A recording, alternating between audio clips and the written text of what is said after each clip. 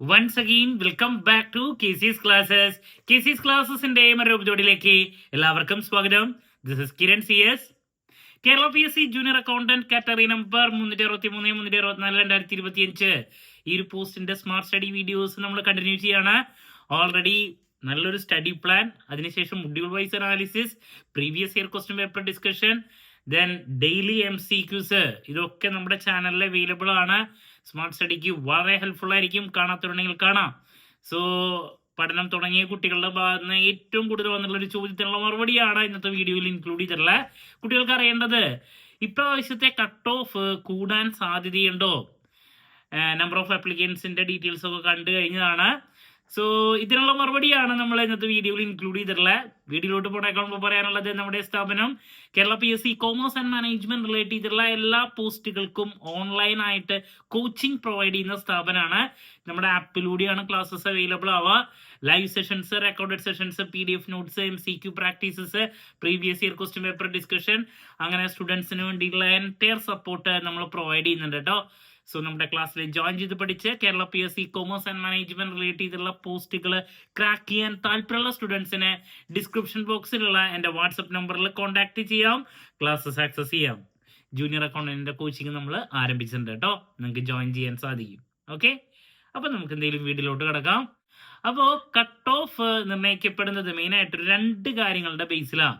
Number 1, exam എത്രത്തോളം ഡിഫിക്കൽട്ടാണ്.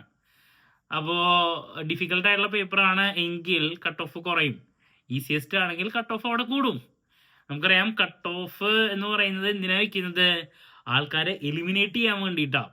ഇപ്പോൾ ഒരുപാട് ആൾക്കാരുടെ മാർക്ക് നിൽക്കുന്നത് ഒരു 62 മാർക്കാണെന്ന് നിൽക്കുക. ഒരുപാട് ആൾക്കാർക്ക് 62. അപ്പോൾ 62 മാർക്കുള്ള ആൾക്കാരെ മൊത്തം നമുക്ക് എന്ത് ചെയ്യാം? എലിമിനേറ്റ് ചെയ്യണമെങ്കിൽ നമുക്ക് കട്ട് ഓഫ് 63 വെച്ചിട്ടുണ്ടെങ്കിൽ ആൾക്കാരൊക്കെ പോവും. അപ്പോൾ 63 കട്ട് ഓഫ് വെച്ചാൽ 63 മുതലുള്ള ആൾക്കാരെ ഇൻക്ലൂഡ് ചെയ്താൽ മതി. അപ്പോൾ നമുക്ക് ആവശ്യമുള്ള കുറച്ച് ആൾക്കാരെ ലിസ്റ്റിലിടുമ്പോൾ കുറച്ച് ആൾക്കാരല്ലേ നമുക്ക് വേണ്ടോ? കുറച്ച് ആൾക്കാരെ കിട്ടും. അപ്പോൾ ഒരുപാട് ആൾക്കാരെ നമുക്ക് എലിമിനേറ്റ് ചെയ്യാൻ വേണ്ടിയിട്ട് വെക്കേണ്ട മാർക്സ് ആണ് നമ്മൾ കട്ട് ഓഫ് ആയിട്ട് വെക്കുന്നത്. അപ്പോൾ ഇതിന്റെ ബേസിലാണ് കട്ട് ഓഫ് ആദ്യമായിട്ട് അല്ലേ നിർണ്ണയിക്കപ്പെടുന്നത്, എക്സാമിന്റെ ബേസിൽ. അപ്പോൾ ഇനിയിപ്പോൾ എക്സാം നടക്കാൻ പോകുന്നുള്ളൂ. സോ ഇതിനെ റിലേറ്റ് ചെയ്തിട്ടാണ് നമുക്ക് രണ്ടാമത്തെ പോയിന്റ് പറയാനുള്ളത്. ഇപ്പോൾ ആദ്യത്തെ പോയിന്റിൽ ഞാൻ പറഞ്ഞു ടഫ്നെസ്, എത്രത്തോളം ഡിഫിക്കൽട്ടാണ് എക്സാം, അതിന്റെ ബേസിലാണ് കട്ട് ഓഫ് വരുന്നതെങ്കിൽ അപ്പോൾ എത്രത്തോളം ടഫ്നെസ് വരാൻ സാധ്യതയുണ്ട് ഇപ്രാവശ്യത്തെ എക്സാം, അതല്ല അപ്പോൾ കുട്ടികൾക്ക് നെക്സ്റ്റ് അറിയണ്ടേ. ഇത് ഡിഗ്രി ബേസ് ചെയ്തിട്ടുള്ള എക്സാം ആയതുകൊണ്ട് തന്നെ ഇപ്പോൾ സ്റ്റേറ്റ് ടാക്സ് ഓഫീസറിലൊക്കെ അത് PG ബേസ് ചെയ്തിട്ടുള്ള അതിൽ കാണുന്ന അത്രത്തോളം റേഞ്ച് അങ്ങനത്തെ ടൈപ്പ് ചോദ്യങ്ങൾ വരാനുള്ള സാധ്യത കുറവാണ്.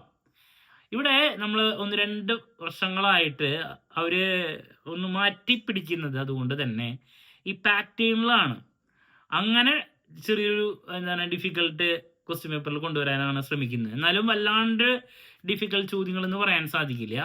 ഈ സ്റ്റേറ്റ്മെന്റ് ബേസ് ചെയ്തിട്ടുള്ള ചോദ്യങ്ങൾ കൂടുതൽ ഇൻക്ലൂഡ് ചെയ്യുന്നു. അങ്ങനെ ആ ക്വസ്റ്റ്യൻ പേപ്പറിന്റെ ടഫ്നെസ് കുറച്ച് കൂട്ടുന്നുണ്ട്.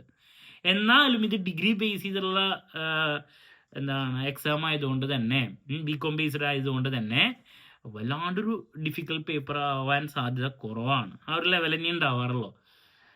സോ കട്ട് ഓഫ് അതുകൊണ്ട് തന്നെ ഇപ്പൊ കഴിഞ്ഞ പ്രാവശ്യം 66 ദാറ്റ് മീൻസ് 60-നും 70-നും ഇടയിൽ ഈ ഒരു റേഞ്ചിലാണ് മോസ്റ്റ്ലി നമ്മൾ കട്ട് ഓഫ് എക്സ്പെക്ട് ചെയ്യുന്നത്. മിക്ക ഒരു ഡിഗ്രി ബേസ്ഡ് ഇപ്പോൾ കൊമേഴ്സ് ബേസ്ഡ് ആയിട്ടുള്ള എക്സാംസിനും ഈ ഒരു കട്ട് ഓഫ് ആണ് കണ്ടുവരുന്നത്. സോ അതല്ലാണ്ട് വല്ലാണ്ട് കൂടാനുള്ള സാധ്യത ഇല്ല. പിന്നെ നമുക്ക് എക്സാം കഴിഞ്ഞാലാണ് ശരിക്കും ഏകദേശം നമുക്ക് ഒരു പരിധി വരെ പ്രെഡിക്റ്റ് ചെയ്യാൻ പറ്റാം.